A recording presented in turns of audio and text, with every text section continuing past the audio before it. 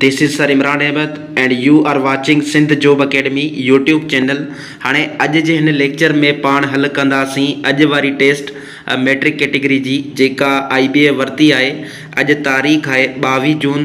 त असीं हिन टेस्ट के डिटेल सां हल कंदासीं त जीअं तव्हांजा कॉन्सेप्ट क्लियर थी वञनि ऐं जंहिं अञा ताईं टेस्ट अटैम्प्ट नाहे कई उहे लाज़मी ही करे वठनि ऐं जंहिंजी टेस्ट थोरो मतिलब कि अॻिते आहे उहे कोशिशि कनि त हिन जेका सॉल्यूशन वीडियो असां ठाहियूं था उनखे लाज़मी फॉलो कनि, छो जो पैटर्न सेम रहंदो, क्वेश्चन सिर्फ़ु तब्दील थींदा।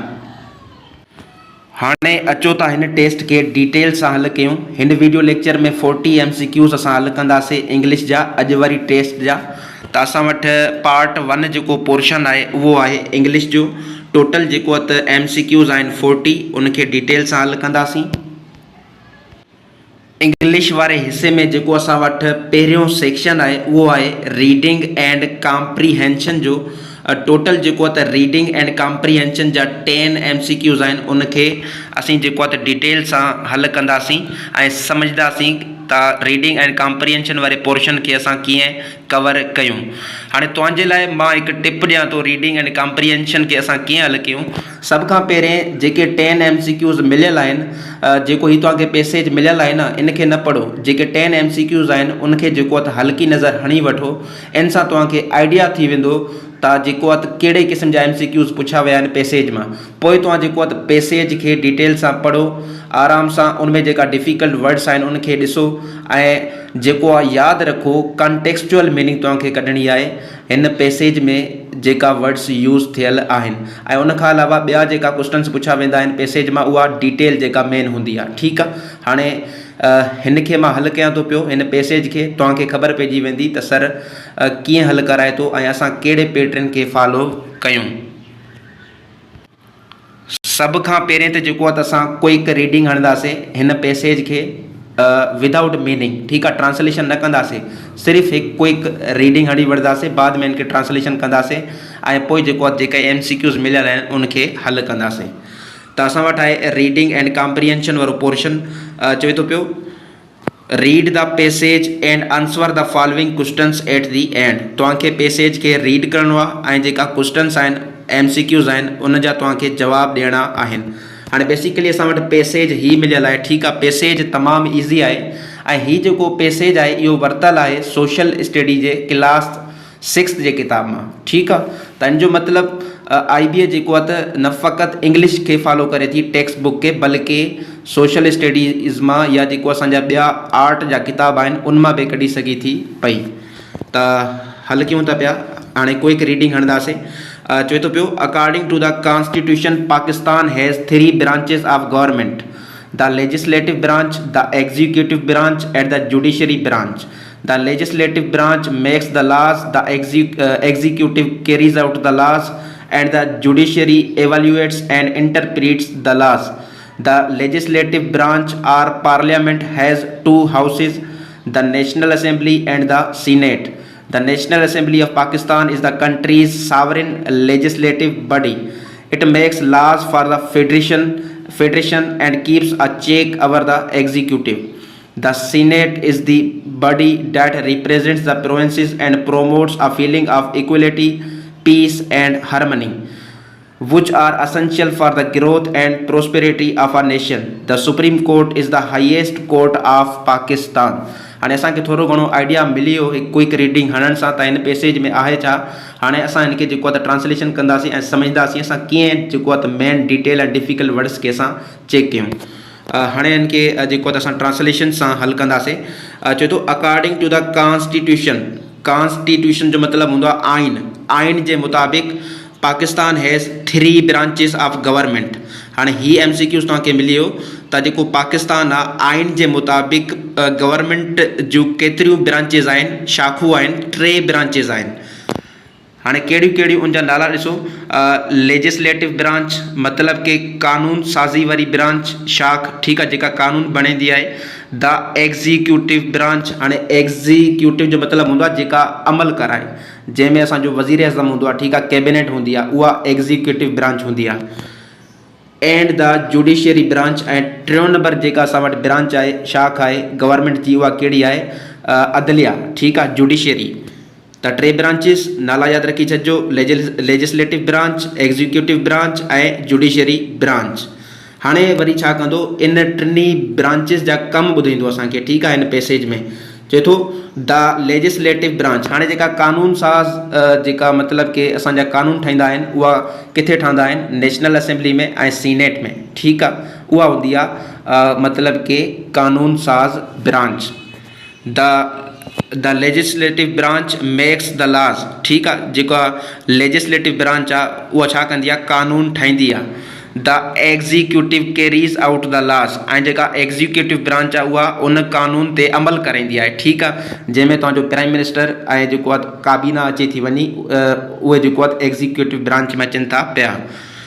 एंड द जुडिशियरी, हाणे हे मेन आहे, ठीकु आहे। ऐं जेका अदलिया आहे एवाल्यूएट्स, मतिलबु कि जांच पड़ताल कंदी आहे, एंड इंटरप्रेट्स द लॉज, ऐं उन कानून जी जांच पड़ताल बि कंदी आहे ऐं उन जी तशरीह बि कंदी आहे, उनखे वज़ाहत तलब कंदी आहे। The legislative branch are parliament, हाणे ॾिसो लेजिस्लेटिव ब्रांच जो ॿियो नालो छा आहे, पार्लियामेंट, ठीकु आहे। हैज़ 2 हाउसिस, जेका असां वटि लेजिस्लेटिव ब्रांच आहे या जंहिंखे पार्लियामेंट चऊं था, उन जा घणा हाउसिस आहिनि, 2 हाउसिस आहिनि, ठीकु आहे। उन जा नाला छा ॾिनल आहिनि, national assembly and the senate, ठीकु आहे। The national assembly of Pakistan is the countries sovereign जो मतिलबु हूंदो आहे ख़ुदि मुख़्तियार। त जेका चए थो क़ौमी असेंबली आहे पाकिस्तान जी, उहा मुल्क जी ख़ुदि मुख़्तियार लेजिस्लेटिव बॉडी आहे, ठीकु आहे, कानून साज़ मतिलबु कि बॉडी आहे। It makes laws for the federation, इहा छा कंदी आहे, इहा कानून ठाहींदी आहे फेडरेशन लाइ, वफ़ाक़ लाइ। And keeps a check over the executive, ऐं जेको आहे त ख़्यालु रखंदी आहे, चेक एंड बैलेंस रखंदी आहे कंहिं ते, एग्जीक्यूटिव ते, मतिलबु कि प्राइम मिनिस्टर ते, त उहो कीअं कमु करे थो पियो, काबीना ते। The senate is the body, हाणे जेका सीनेट आहे, ठीकु आहे, अपर हाउस, उहा छा कंदी आहे, रिप्रेज़ेंट कंदी आहे, नुमाइंदगी कंदी आहे ऑल द प्रोविंसिस, पूरे सूबनि जी। एंड प्रोमोट्स, ऐं जेको आहे प्रोमोट कंदी आहे कंहिंखे, आ फीलिंग ऑफ इक्वलिटी खे, मतिलबु कि हिकु बराबरी वारे एहसास खे, छो जो सीनेट में सभिनी सूबनि जूं सीटूं बराबरि हूंदियूं आहिनि, ठीकु आहे। पीस के, अमन के, एंड हारमनी ऐं हम आहंगी खे, ठीकु आहे। हारमनी मतिलबु यूनाइटी, इताद या हम आहंगी। Which are essential for the growth, जेके मतिलबु कि ग्रोथ लाइ, वाध वेज लाइ, and prosperity of a nation, ऐं मुल्क जी मुस्तहकिम लाइ, मज़बूती लाइ तमामु अहम आहिनि। The supreme court is the highest court of Pakistan, हाणे पाकिस्तान जी जेका हाईएस्ट कोर्ट आहे उहा कहिड़ी आहे, सुप्रीम कोर्ट आहे। हाणे पाण छा कंदासीं, MCQs जेका 10 मिलियल आहिनि उनखे हल कंदासीं। MCQs नंबर 1 असां वटि चवे थो पियो द सिमिलर मीनिंग, मतिलबु कि साइनोनिम पुछे थो ऑफ द वर्ड एवाल्यूएट। हाणे एवाल्यूएट जेको आहे त इहो पैसेज में इस्तेमालु थियो हो वर्ड, उन जो सिमिलर मीनिंग या साइनोनिम पुछे थो, छा थींदो एवाल्यूएट। हाणे एवाल्यूएट जो मतिलबु छा हूंदो आहे, कंहिं शइ जी जांच पड़ताल करणु, ठीकु आहे, कंहिं शइ खे जांचणु। त ऑप्शन्स असां वटि मौजूदु आहिनि। ऑप्शन ए आहे असेस, ऑप्शन बी आहे फेल, ऑप्शन सी आहे पास, ऑप्शन डी आहे डिसअप्रूव। हाणे हिते जेको करेक्ट आंसर आहे उहो थींदो ऑप्शन नंबर ए, असेस। असेस जो मतिलबु इहो हूंदो आहे कंहिं शइ जी चेक एंड बैलेंस रखणु, कंहिं शइ खे मतिलबु कि डिटेल सां ॾिसणु। त सिमिलर मीनिंग छा थींदी एवाल्यूएट जी, असेस करणु कंहिं शइ खे। उनखां पोइ नंबर 2 MCQs चए थो the similar meaning of the word interpret, ठीकु आहे। चए थो वर्ड असां वटि जेको आहे इंटरप्रीट, इन जी जेको आहे त सिमिलर मीनिंग साइनोनिम छा थींदो। इंटरप्रीट माना कंहिं शइ खे वज़ाहत करणु या जेको आहे कंहिं शइ जी तशरीह करणु। त ऑप्शन ए आहे अनक्लियर, ऑप्शन बी आहे एक्सप्लेन, ऑप्शन सी आहे डिस्कस, ऑप्शन डी आहे रिडल। त हिते जेको करेक्ट आंसर थींदो उहो थींदो option number B, explain. The synonym are similar meaning of the word interpret is explain.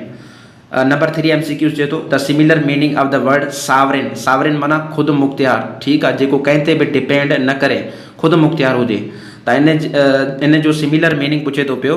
Option A आहे मेन, ऑप्शन बी आहे माइनर, ऑप्शन सी आहे इनसिग्निफिकेंट, ऑप्शन डी आहे सब ऑर्डिनेट। हाणे जेका सब ऑर्डिनेट आहे, इनसिग्निफिकेंट आहे, माइनर आहे, इहा त मतिलबु कि अपोज़िट आहिनि, ठीकु आहे, इन्हनि जा। त हिते जेको मेन आंसर थिए थो उहो थींदो असांजो ऑप्शन नंबर ए, मेन। हिते जेको आहे त सावरेन जो जेका सिमिलर मीनिंग थींदी उहा थींदी मेन, MAIN, मेन माना अहम, ठीकु आहे। 4 नंबर चवे थो पियो the opposite meaning of the word harmony. Harmony माना हम आंगी एको इताद, ठीक आहे। त इन जो असां वटि पुछे थो अपोज़िट मीनिंग यानी कि ज़िद पुछे थो पियो। ऑप्शन ए आहे टेंशन, ऑप्शन बी आहे डिसयूनिटी, ऑप्शन सी आहे यूनिटी, ऑप्शन डी आहे इम्बैलेंस। हाणे हिते जेको इन जो एंटोनियम थींदो, अपोज़िट मीनिंग थींदो सेंस जे मुताबिक़, उहो थींदो मुंहिंजे ख्याल में ऑप्शन नंबर बी डिसयूनिटी, मतिलब कि न इतफ़ाक़ी, ठीकु आहे, इतफ़ाक़ न हुजे। 5 नंबर MCQ चए थो the opposite meaning of the word essential. हाणे असेंशियल जो मतिलबु छा हूंदो आहे, जेका शइ लाज़मी हुजे, ठीकु आहे। ऑप्शन ए आहे क्रूशल, ऑप्शन बी आहे नीडफुल, ऑप्शन सी आहे इम्पोर्टेंट, ऑप्शन डी आहे अननेसेसरी। असां वटि पुछे थो असेंशियल जो अपोज़िट, ज़िद पुछे थो। असेंशियल माना अहम या ज़रूरी, ऑप्शन डी हिते करेक्ट आहे अननेसेसरी। अननेसेसरी माना जेका शइ ज़रूरी न हुजे, गैर ज़रूरी, त इन जे करे ऑप्शन डी हिते करेक्ट आहे। MCQ नंबर 6 चए थो अकॉर्डिंग टू द कॉन्स्टिट्यूशन, आइन जे मुताबिक़ the government in Pakistan has dash dash branches. हाणे आइन जे मुताबिक़ जेको पाण पैसेज में पढ़ियो त गवर्नमेंट ऑफ पाकिस्तान खे केतिरियूं ब्रांचेस आहिनि, त 3 ब्रांचेस आहिनि, ठीकु आहे। ऑप्शन ए हिते करेक्ट आहे। क्वेश्चन नंबर 7 असां वटि चवे थो the branch that makes the laws is dash dash. उहा ब्रांच जेका कानून ठाहींदी आहे, त उहा कहिड़ी ब्रांच आहे, उहा लेजिस्लेटिव ब्रांच आहे। ऑप्शन ए हिते करेक्ट आहे। 8 नंबर MCQ चए थो द ब्रांच विच कैरीज़ आउट द लॉ, मतिलब कि उहा ब्रांच जेका उन कानून ते छा कंदी आहे, अमल कराईंदी आहे, त उहा कहिड़ी ब्रांच हूंदी आहे। ऑप्शन नंबर बी हिते करेक्ट आहे the executive branch. 9th number MCQ चए थो the branch which evaluates and interprets law is dash dash. उहा ब्रांच जेका एवेल्युएट कंदी आहे, जांच पड़ताल कंदी आहे ऐं तशरीह कंदी आहे, वज़ाहत कंदी आहे आइन खे, उहा कहिड़ी ब्रांच आहे, उहा वरी आहे ऑप्शन नंबर बी हिते करेक्ट आहे जुडिशरी ब्रांच, मतिलब कि अदलिया, अदालत। 10th नंबर असां वटि चवे थो पियो the legislative branch is also called. हाणे ॾिसो पैसेज मैंशन थियल हुयो त जेका लेजिस्लेटिव ब्रांच आहे उनजो ॿियो नालो छा आहे, उनजो ॿियो नालो आहे पार्लियामेंट। छा नालो आहे, पार्लियामेंट। ऑप्शन ए हिते करेक्ट आहे। असां वटि MCQs आहिनि साइनोनिम्स एंड एंटोनिम्स जा। साइनोनिम्स मतिलबु सेम मीनिंग वर्ड, साॻी माना वारा लफ़्ज़।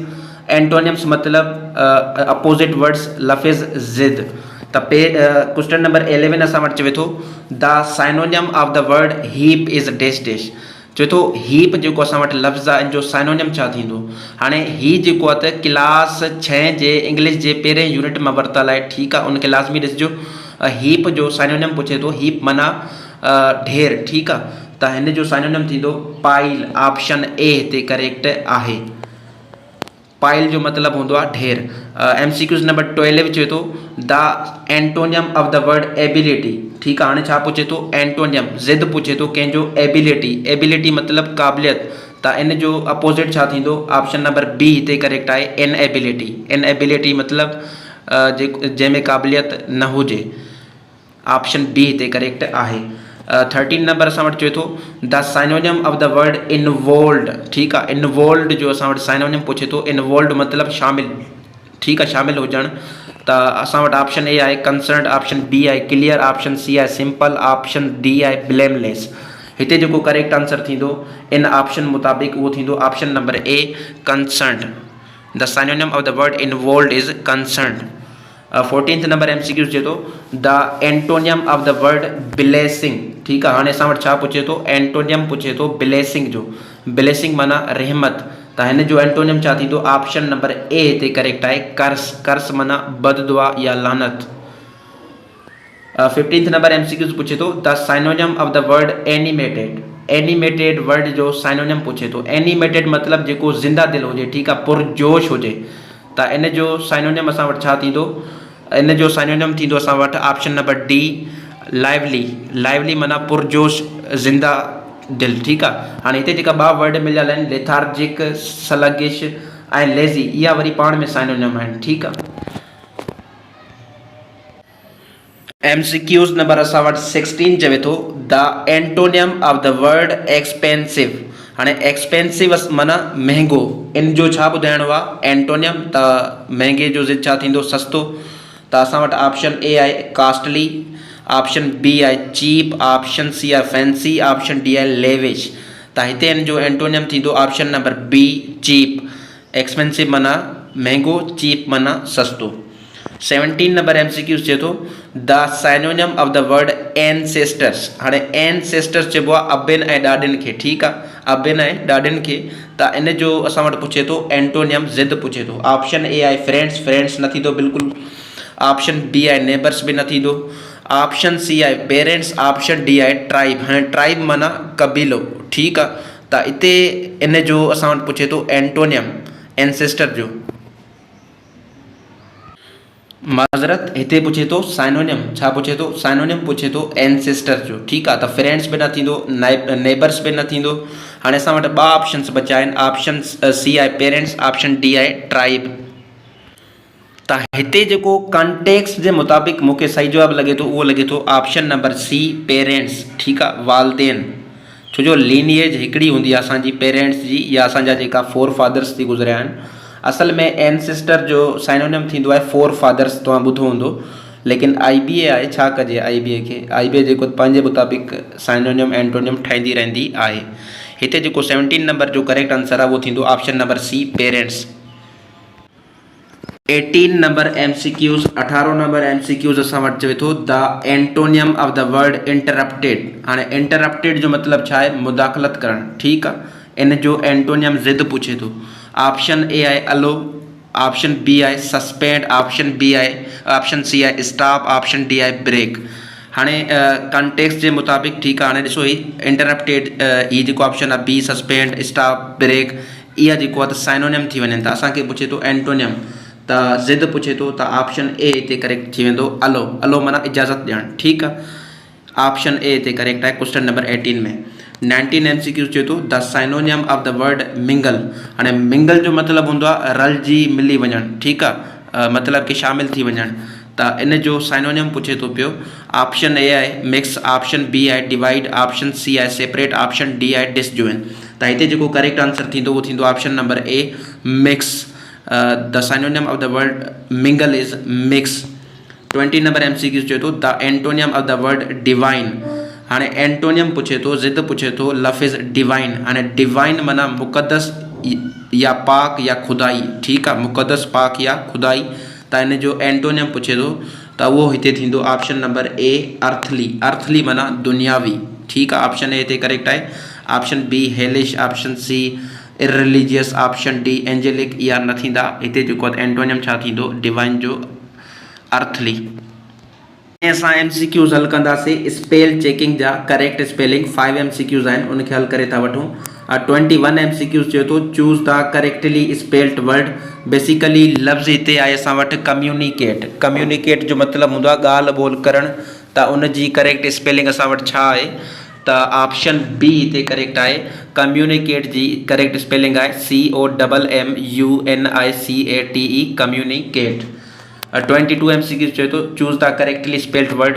बेसिकली ही हिकु मंथ जो नालो आहे इंग्लिश में, जंहिंखे पाण चवंदा आहियूं फेबरवरी, या कोई हिनखे फरवरी बि चवंदो आहे, ठीकु आहे।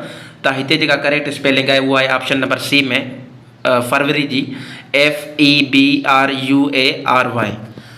23 MCQ चए थो choose the correctly spelled word. Basically लफ़्ज़ असां वटि आहे जूसी, ठीकु आहे, जूसी। त हिते जेको करेक्ट आंसर आहे उहो आहे option number B JUICY, juicy, juicy. 24 चए थो पियो choose the correctly spelled word. Basically लफ़्ज़ असां वटि मिलियल आहे डिसएबिलिटी, ठीकु आहे, डिसएबिलिटी। त हिते जेका करेक्ट आंसर आहे उहो आहे option number B DIS, DISABILITY, disability. ही करेक्ट स्पेलिंग आहे। 25 नंबर MCQ चए थो choose the correctly spelled word. Basically लफ़्ज़ असां वटि आहे क्यूरस। क्यूरस माना बेचैन, ठीकु आहे। त क्यूरस जी करेक्ट स्पेलिंग छा आहे? ऑप्शन नंबर बी हिते करेक्ट आहे CURIOUS, क्यूरस। उन खां पोइ 5 MCQs असां वटि आहिनि एरर डिटेक्शन जा, ठीकु आहे, उनखे हल करे था वठूं। 26 असां वटि चए थो पियो we made ourself tea and talked about good old days. हाणे हिते जेका मिस्टेक आहे, ठीकु आहे, उहा आहे ऑप्शन नंबर ए में। छो जो हिते सब्जेक्ट वी आहे, ठीकु आहे, हिते अवर सेल्फ न थींदो, हिते थींदो अवर सेल्व्स, अवर सेल्व्स, ठीकु आहे, छो जो प्लूरल आहे, इन जे करे हिते असां लिखंदासीं अवर SELVES, ठीकु आहे। अवर सेल्फ न थींदो, अवर सेल्व्स थींदो। We made ourselves tea and talked about good old days. त त अवर सेल्फ जेको आहे हिते ग़लती आहे, ऑप्शन ए में जेको आहे हिते करेक्शन जी नीड आहे, ऑप्शन ए हिते करेक्ट आहे। 27 चए थो पियो he was थ्रिस्टी so he drank many water. हाँ हिते जेका मिस्टेक आहे बेसिकली उहा आहे ऑप्शन नंबर डी में। छो ॾिसो वाटर अनकाउंटेबल न हूंदा, उन सां गॾु असां मैनी नथा आणे सघूं, असां आणंदासीं मच, त मैनी हिते न ईंदो, मच ईंदो, त जेका मिस्टेक आहे उहा आहे ऑप्शन नंबर डी में, ऑप्शन डी हिते करेक्ट आहे। 28 चए थो पियो I have studied Japanese before I went to study in Japan.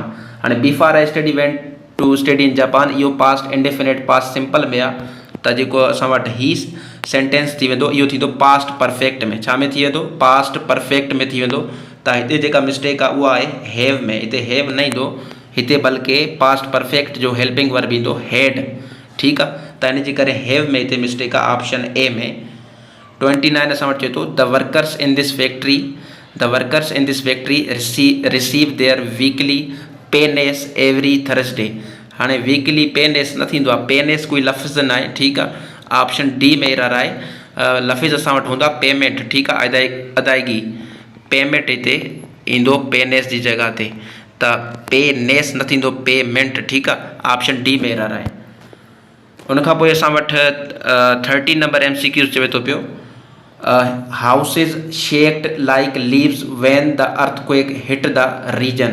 हिते जेका मिस्टेक आहे बेसिकली उहा किथे आहे? ऑप्शन नंबर ए में आहे। ठीकु आहे, हाणे शेक्ड जेको आहे त थर्ड फॉर्म थी बि न आहे कॾहिं, शेक शुक शेकन। ठीकु आहे, ही शेकन जेको आहे थर्ड फॉर्म आहे, ही सेंटेंस असल में पैसिव वाइज में आहे। ठीकु आहे, लेकिन हिते उन्हनि हेल्पिंग वर्ब मेंशन न कयो, कॾहिं कॾहिं इंग्लिश में ईअं लिखंदा आहिनि हाउसिस वर शेकन। ठीकु आहे, ईअं करेक्ट हुजे हा। हिते जेका मिस्टेक आहे उहा आहे ऑप्शन नंबर ए में।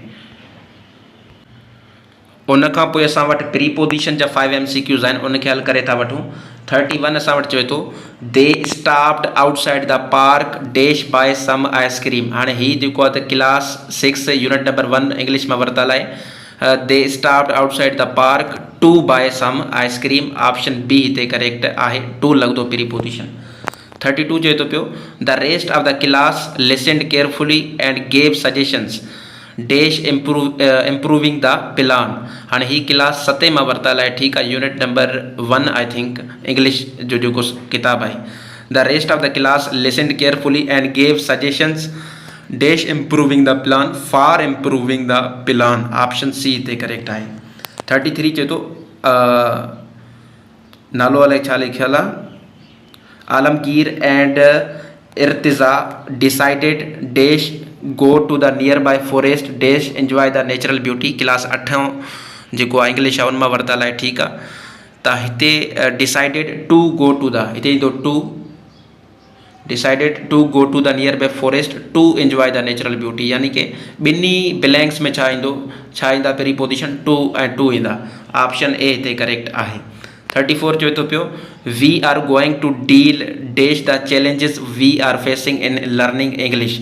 V are going to deal with the challenges, option B हिते करेक्ट आहे। डील विथ मतिलबु कंहिं शइ खे हल करणु, उन सां निमटणु। 35 असां वटि चए थो पियो we are having a social service week dash school. We are having a social service week at school, option C हिते करेक्ट आहे। इहो बि 7 क्लास मां वरितल आहे। ठीकु आहे, पहिरों यूनिट मां। हाणे उनखां पोइ असां वटि सेंटेंस स्ट्रक्चर जा 5 MCQs आहिनि, उनखे सम्झी था वठूं। चए थो identify the correct question sentence, interrogative sentence कहिड़ो करेक्ट आहे हिते। चए थो ऑप्शन ए चए थो does he is going to market, बिल्कुलु ग़लति आहे। डज़ बि हणनि था, इज़ ठीकु आहे ग़लति आहे बिल्कुलु। ऑप्शन बी असां वटि चए थो is he going to market. हाणे is he going to market जेको आहे प्रेजेंट कंटिन्यूस टेंस आहे, बिल्कुलु ऑप्शन ही करेक्ट आहे। ठीकु आहे, ऑप्शन नंबर बी करेक्ट आहे। जेकॾहिं असां ॿिया ऑप्शन ॾिसूं डू ही वेंट, ठीकु आहे, डू हणे था वरी वेंट, इहो ऑप्शन करेक्ट आहे। एम ही विल, एम हणे था वरी विल हणे था, ही बि ग़लति आहे, ऑप्शन बी हिते करेक्ट आहे। 37 चवे थो पियो सिलेक्ट आ simple sentence from the following. Simple हाणे तव्हां पढ़िया हूंदा, simple sentence, compound sentence, complex sentence. ठीकु आहे, हाणे चए थो सिंपल सेंटेंस कहिड़ो आहे। सिंपल सेंटेंस उनखे चवंदा आहिनि जंहिंमें हिकु सब्जेक्ट हिकु वर्ब हूंदो आहे, उनखे चइबो आहे सिंपल सेंटेंस। हाणे ॾिसो ऑप्शन ए जेकियूं I stayed home, I can't go out. हाणे हिते तव्हांखे जेको आहे हिकु वर्ब नथो नज़रे, 2 वर्ब नज़रनि था पिया, त हीअ ग़लति आहे। ठीकु आहे, जेको सिंपल सेंटेंस न आहे। ऑप्शन सी ॾिसो, आई स्टेड होम, मां घर में तरसियुसि, ठीकु आहे। त हिन में ॾिसो हिकु सब्जेक्ट आहे ऐं जेको आहे वर्ब हिकिड़ो आहे, त हीअ असांजो छा थी वियो, सिंपल सेंटेंस थी वियो। ऑप्शन सी हिते करेक्ट आहे। MCQs नंबर 38 चवे थो पियो, select the correct subject in the following sentence. Subject चूंडणो असांखे, चवे थो सलमा लव्स रॉ मैंगोस। हाणे सब्जेक्ट कहिड़ो आहे हिते, ऑप्शन बी आहे सलमा। 39 असां वटि चवे थो पियो, सिलेक्ट द कंजक्शन इन द फॉलोइंग सेंटेंस। 39 आहे sentence, they both like bananas oranges and grapes. हाणे हिते असांखे छा चूंडणो आहे, हिते असांखे चूंड करणी आहे कंजक्शन जी। कंजक्शन छा कंदो आहे, जोड़ींदो आहे, ठीकु आहे। त ॾिसो हिते जोड़ण जो कमु केरु करे थो, एंड, ऑरेंज ऐं जेको आहे ग्रेप्स खे जोड़े थो। त ऑप्शन सी हिते करेक्ट आहे, कंजक्शन एंड आहे, हर्फ़ जुमिलो। 40 चवे थो, select the verb in the following sentence, they talked about many childhood memories. हाणे हिते वर्ब कहिड़ो आहे, टॉक्ड, ठीकु आहे। त ऑप्शन डी हिते करेक्ट आहे। Thank you so much. पंहिंजो स्कोर लाज़मी कमेंट कंदा त तव्हां केतिरो स्कोर खणी सघो था ॿियनि टेस्ट में। हाई लेवल जी गर्मी भी हुई, तो वरी भी कोशिश कई था वीडियो बेहतरीन नमूने तव्हां सां शेयर कयां। Thank U.